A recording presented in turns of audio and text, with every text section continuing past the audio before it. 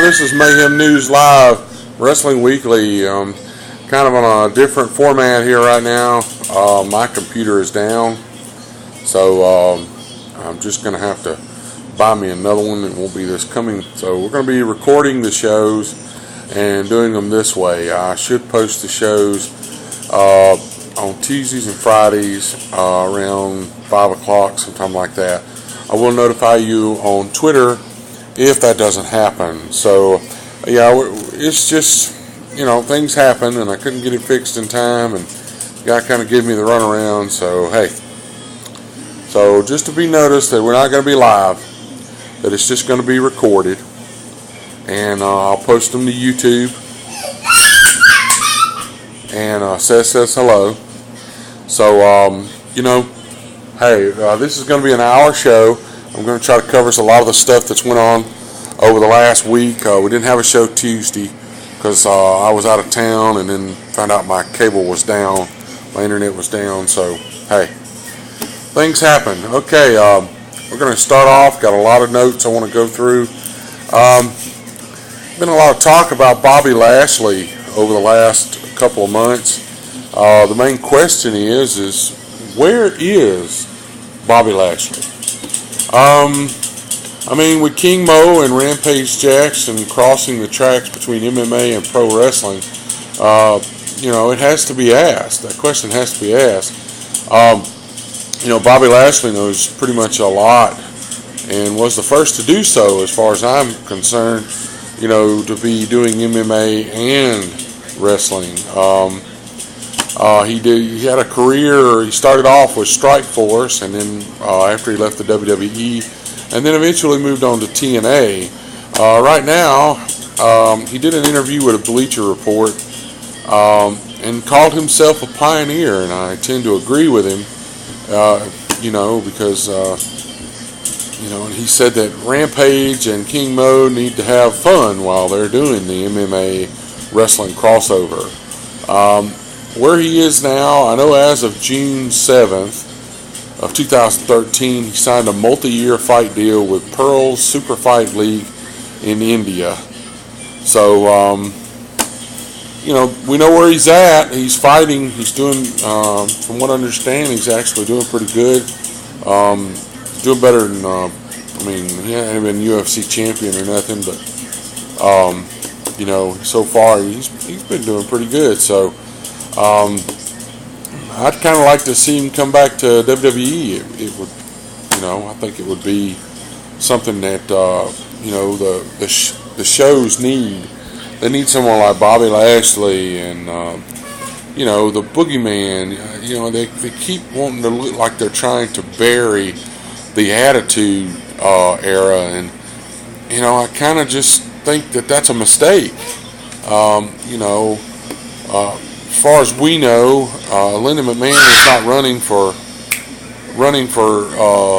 any office. I know they want to stay PG and everything, but we need some of these guys back. Goldust. It's kind of like you jump the gun. TNA's got rid of a bunch of people here lately. Some were not losses. Some were actually surprise.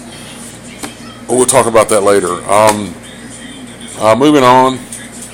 Kurt Angle is not the only collegiate athlete and WWE star and TNA star to be upset about the Olympics committee thinking about removing wrestling from the Olympics. Big E Langston states it's a hard pill to swallow to see it gone, or even the possibility, because it is the original. I myself I'm actually shocked, that they're actually thinking about removing, taking away the wrestling out of, the Olympics. It's been there since the start. Most Olympics that's pretty much all it was when it first started. The big thing was, with the gladiators coming later, and, this started it all. But you're going to keep badminton? You're going to keep, hell, get rid of badminton. Hell, curling is better than badminton. Badminton? Really? you're going to keep that and get rid of wrestling. Do these people, if it's because of the,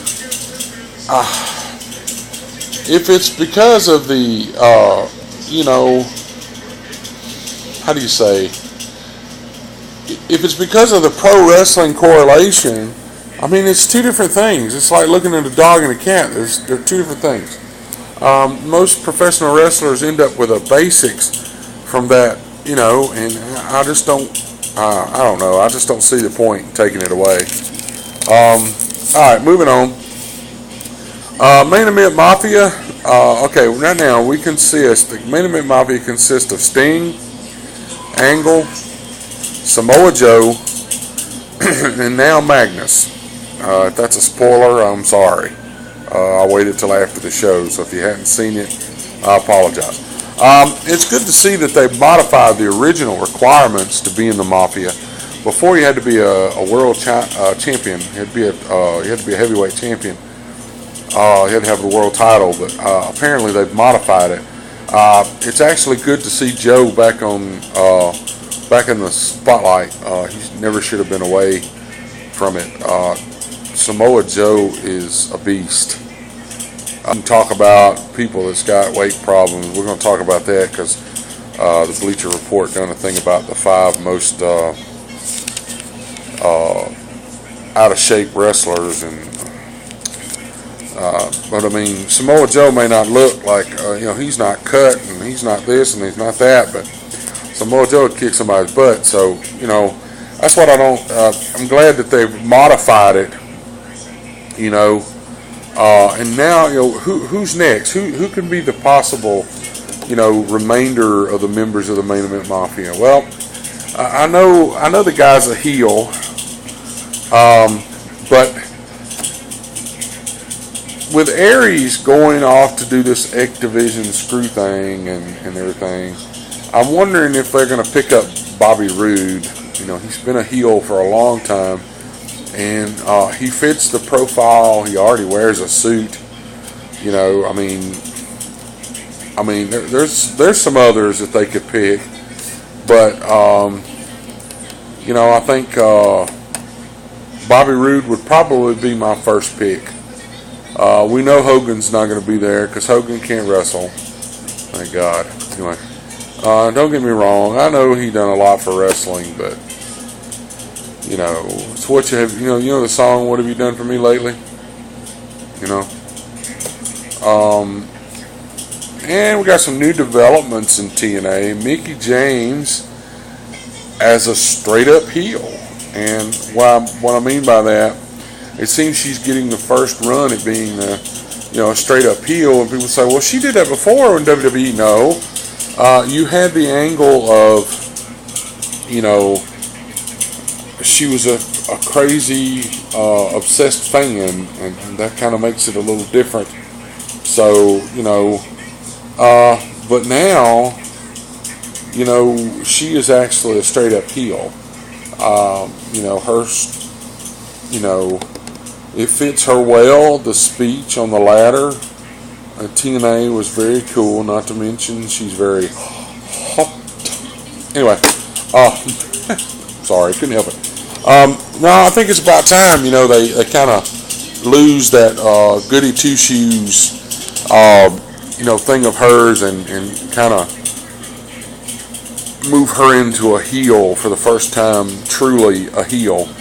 And, you know, she kind of has kind of an evil genius type way she talks, and I think it's kind of, I think it's a good idea, you know, and I don't think she kind of reminds me of the way, you know, without the crazy chick thing, you know, AJ is doing right now. She's branching out. She's doing stuff stranger. I mean, she literally talked about taking the girls' heads and bashing it on every rung of the ladder all the way down, and that's pretty intense. Yeah. So, you know, I look at it this way. I truly think that it's going to be interesting to see how this Mickie James thing, in a way, I kind of feel that WWE is probably kicking themselves in the head as far as, they let this girl go, and they let her go because she was a little overweight. I know there's no proof, and they said she was late on the bus, to get to the transport and all that stuff on the bull crap, and I don't believe all that crap. She was having a little weight problem. Well, guess what? Weight problem's gone, baby. She looking fine. She looked fine when she had the weight problem. It's their words, not mine. Okay, so I think that and then on another note, we'll talk about that in a minute. Moving on. Okay, the Bleacher Report. I'm going to give them credit for this. There's certain things, certain web pages that I read that I take what they say with a grain of salt until I actually, start to research the net, and try to look around to make sure they know what they're talking about. Alright, but the BleacherReport.com says they have the 5 wrestlers that are the most out of shape. We're going to go through them, and I'm going to critique what they said. Alright, number 5 is probably going to go, everybody's going to say, huh? They have The Rock listed as the most out of shape wrestler because their words say that, when he had his last couple of matches, that he seemed like he was tired and out of breath. So does Lesnar. So does Cena. You wrestle for 10 minutes doing some of the things. Hold on, I got to get rid of some of this pollen. You wrestle and do some of the things they do. You're going to get tired. To me, The Rock looks more jacked than he's ever been, mainly because all of the movies that he's been in, require him to have this physique. And to that, I'm not even going to, other than that, I'm not going to give it a response because it's just, I don't know. I don't know if you could, I don't know. I just, I think maybe that, I see some of their point, but then, in that case, you need to put all the wrestlers on here. But we're not gonna stay on that. We're gonna move on. Okay. Let's see. Number 4. Now this one kind of hit me a little hard. I put Sting on here. All I got to say to that is, I hope I can move around like he does at age 54. The guy is 54 years old. He's still moving around like he's 30. Literally. They say, well, he's wearing a shirt because he's hiding the belly, and he hardly ever wrestles, and well, look at it this way. He's earned his dues. And we're going to talk a little more about Sting, so I'm not going to go into that, everything that's going on around the net with him, but we're going to get there. Hogan is number 3. I agree, but to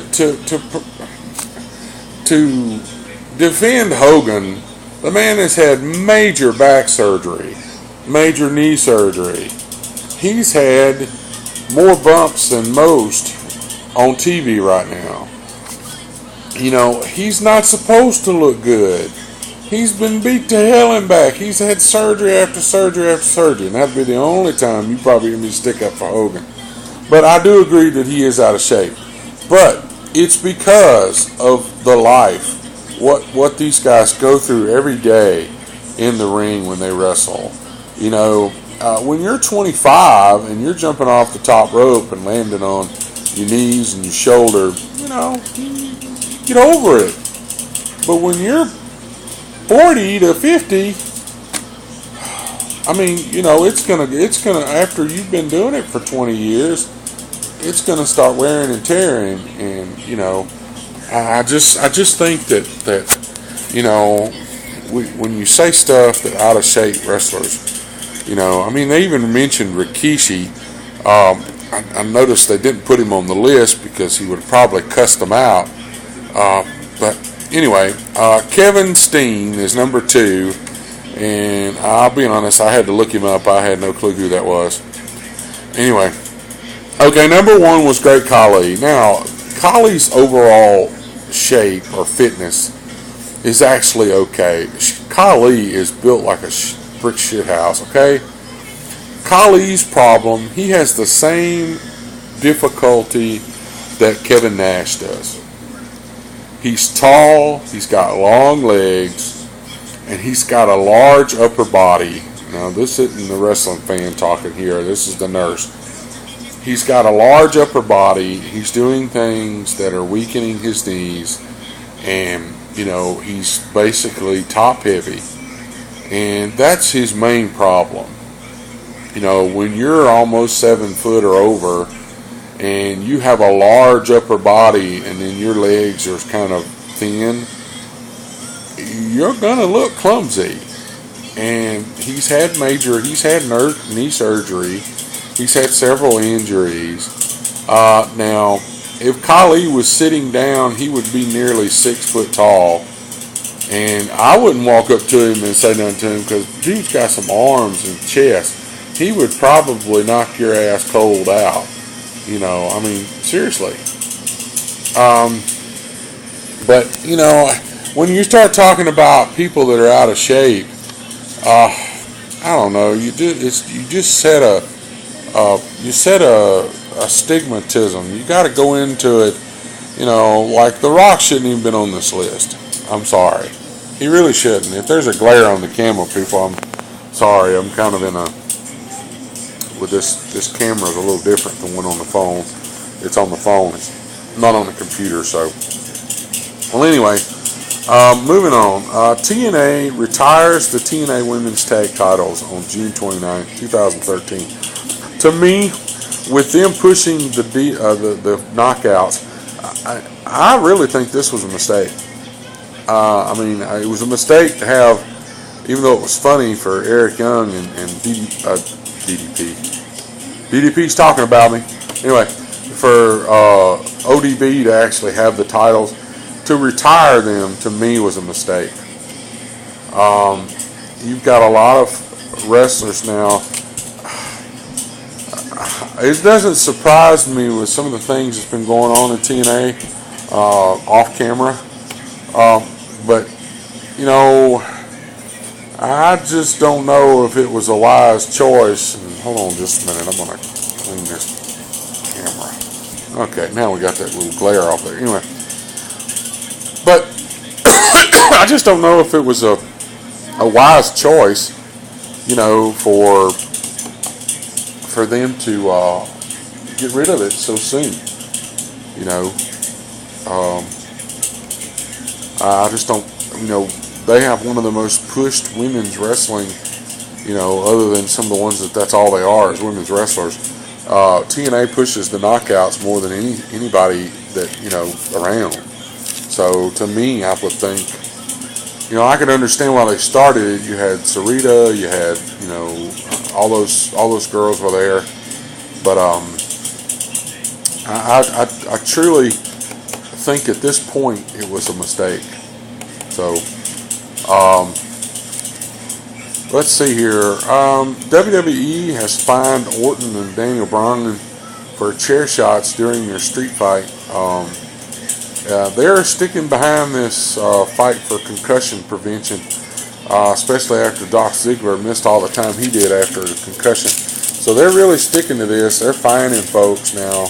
Whether those fines were real or what, we're not going to go into that because, you know, as a very wise wrestler told someone one time, and Goldust told somebody, there is no such thing as a smart mark. So, you know, we don't know.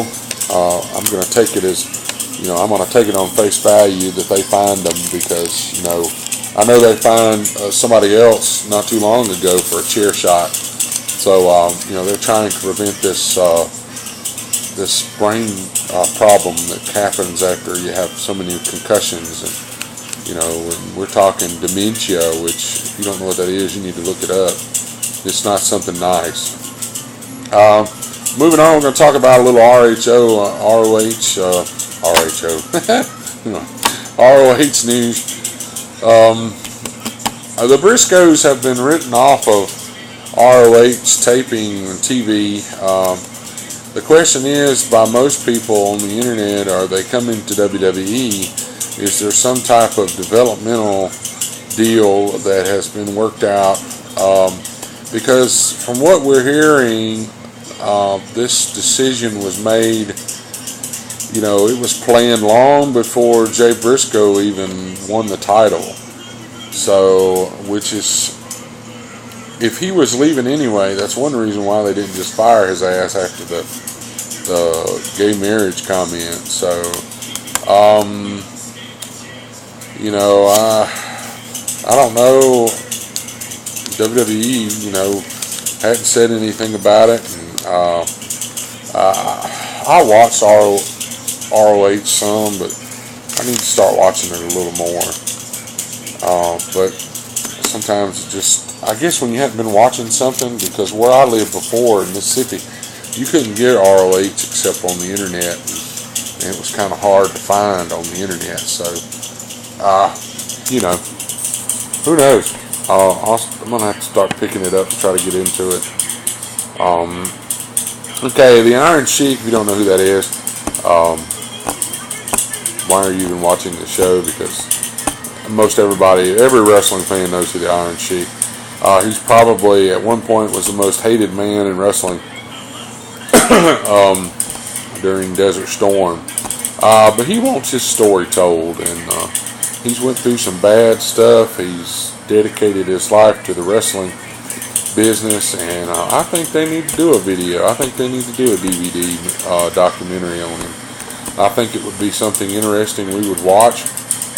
You know, the man's had multiple injuries. He's had a lot of things go on, and I think it would be interesting to see. I truly think it would. You know, there's a lot of wrestlers out there. You know, Bruno Sammartino is not the only one people want to hear about. You got Bruno Sammartino, the Iron Sheik, Ricky the Dragon Steamboat. We're not talking about wrestling movies, people. We're talking about, tell about how they got to where they were. You know, that's one thing I love about Goldust's book. It kind of lets you know where he comes from, where he started out. You know, yeah, when he was born, he was the son of, you know, a plumber. He was the son of Dusty Rose, but it tells you why he decided to go the way he did. And I think everybody that's been around as long as some of these guys have needs to have, needs to have their story told. I mean, they're doing everything else. On a movie note, I watched The Call the other night, and as much as I did not like David Otunga as far as his wrestling character, now personally I don't know the man, so I can't really dislike him personally, but he did a really good job. Him and Morris Chestnut and you know, Halle Berry did a real good job. That movie is good, and I have to say, WWE, that's probably one of the best movies you've done in 3 years. Okay, we know that Suicide, or AKA Austin Aries, you know, pretty much won the X Division title. Now this right here is going to be a spoiler, so if you don't want to hear any spoilers on TNA and you haven't watched it from last night, then don't listen. Saman regains the X Division title and gives Bully Ray notice of an Option C challenge coming at Division X. It's good to see them pushing Saban. I mean, the dude gave both of his knees. He had dual ACL tears, from what I understand. And it's bad enough you get over one of them, and then I think he's had one before. But the fact that that he's actually come back to get the X Division title and is going to go after the world title, I think it's interesting. Will he be facing Bully Ray? I don't know, because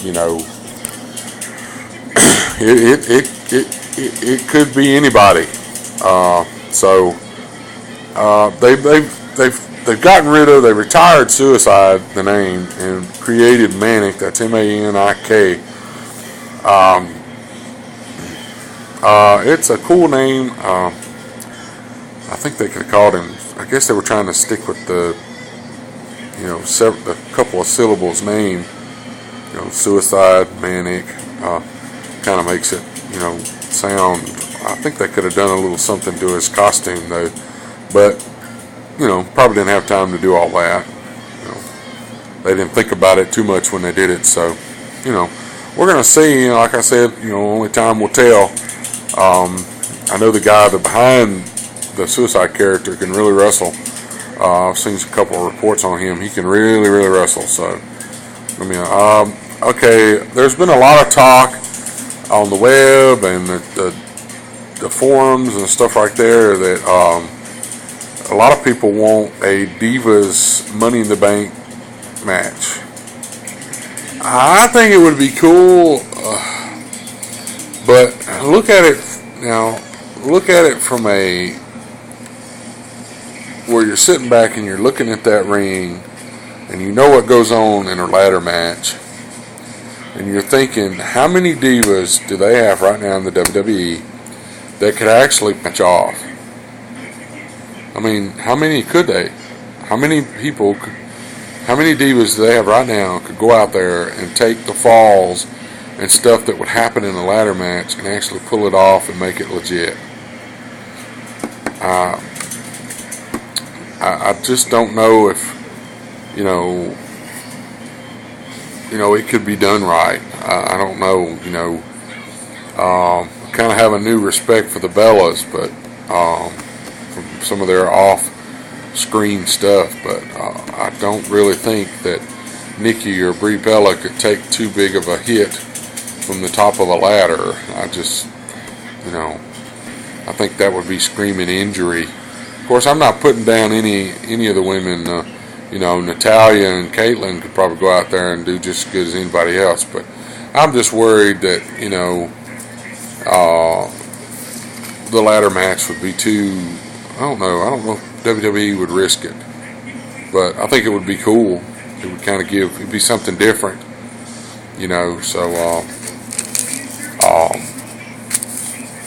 something for WWE to think about. Well, I'm actually assuming that they listen, but hey, you never know.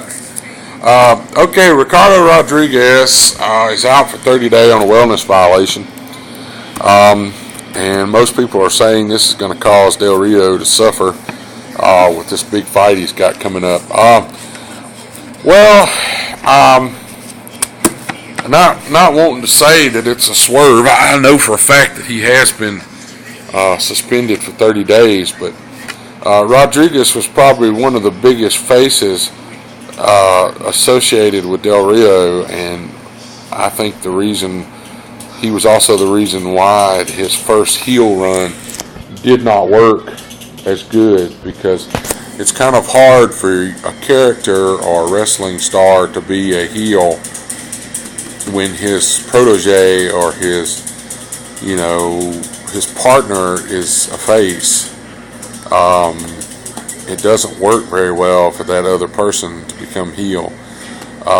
So this might give Del Rio, a reason to maybe develop that. But I think truly he's mainly going to suffer in this match because, Rodriguez helps him a lot. So, kind of causes a distraction, gives him, pounds on the mat, gets him up, tells him, hey, you need to hurry up and go. So, but only time will tell, and we don't know that, nobody knows what it was. They're not posting it. There have been some mention of some fat burners, but I don't know. Like I say, that's hearsay. I will repeat, there has been no mention of what Ricardo Rodriguez was put out on the wellness violation, and that will probably come soon. And if it doesn't, it's none of our business. Anyway, moving on. WWE continues to push the possibility of a Sting jump to WWE. They have actually said that they expect him to be on their roster soon, and they have openly talked about this, and it's got to the point, if you're not following Impact Wrestling on Facebook, that they are actually mentioning it, they being TNA, is actually mentioning it on their Facebook account and asking the fans what they think of Sting going to WWE. And there are many say, and like I say, when I say many say, that means somebody's mentioned it, but there are no reports from WWE or Sting that he has put out feelers to the WWE, and that this might be the perfect time to fulfill his wishes of facing The Undertaker. And, you know, his contract will run out in January, which it does every year. He has a year-to-year contract, which is kind of, okay, January, February, March, April. That gives them 4 months, people. That's a magic number. To me, 4 months is plenty of time to bring Sting in, okay, and work him in for a match with the Taker. I truly don't think that Sting will win, but there's a lot of ways that they could get around that without making Sting, you know, look weak or something like that, but also putting the Taker, you know, on top.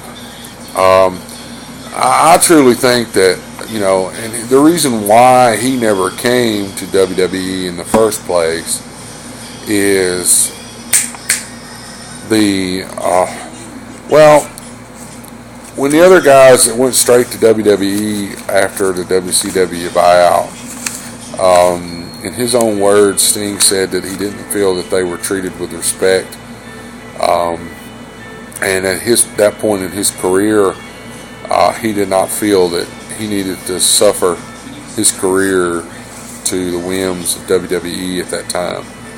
And but things have changed. He's a lot older. WWE has changed, and you know, he actually, I think one reason he stayed in TNA for so long was that TNA was, you know, all shot at in Florida. He lives in Florida. He could drive to work every day. Well, now they went on this full-time schedule. And, you know, if he's going to work a full-time schedule, I'm pretty sure, you know, that TNA has been just throwing the money at him. But I think maybe that, you know, when they went full-time schedule, that kind of got him thinking, you know, because you already know that if he comes to the WWE, he's a shoo-in for the Hall of Fame. He could come in, work a couple of years, you know, and then decide to go actually completely retire and actually go in and be the second two-time Hall of Famer as far as overall. Now, he won't be a two-time WWE Hall of Famer unless they decide to get Ultimate Warrior off his high horse and, you know, get him in and put him in with the Blade Runners, you know. So that he could actually be the first three-time